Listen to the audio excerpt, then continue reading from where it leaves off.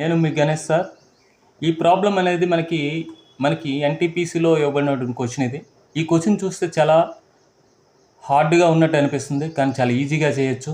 ఈ క్వశ్చన్ ఏ విధంగా చేయాలో ఒకసారి చూద్దాం. 5 × 10⁴ అన్నాడు. 5 × 10⁴ అంటే ఒకటి పక్కన 4 zeros పెట్టాలి, అంటే దట్ ఈక్వల్ టు 50,000 ప్లస్ 6 × 10³ అంటే 6 × 10³ అంటే ఒకటి పక్కన 3 zeros పెట్టాలి, దట్ ఈక్వల్ టు 6,000. చాలా జాగ్రత్తగా ఒకదాని కింద ఒకటి వేసుకోవాలి. 4 × 10 అంటే 4 10 40 ఇలా వేసుకున్న తర్వాత ఇది సబ్ట్రాక్షన్ చేయాలి కాబట్టి అది తర్వాత చేద్దాం. వీటి మూడింటిని యాడ్ చేయాలి కాబట్టి 0 4 0 6 5. ఇప్పుడు మనకి ఆప్షన్స్లో చూసుకుందాం, ఆ తర్వాత చూసుకుందాం.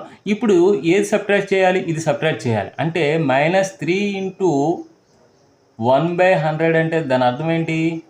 -3/100 అంటే సబ్ట్రాక్షన్ చేయాలని అర్థం. 3/100 అంటే అర్థం ఏంటి? 0.03 అని అర్థం. అంటే 0.03 అని అర్థం అనమాట. ఇది పాయింట్ తర్వాత ఇలా జీరోస్ వేసుకుందాం. ఇప్పుడు సబ్ట్రాక్షన్ చేయాలి.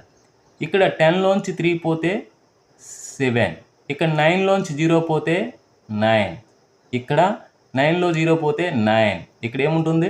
3 ఉంటుంది, ఇక్కడ 0, ఇది 6, ఇది 5.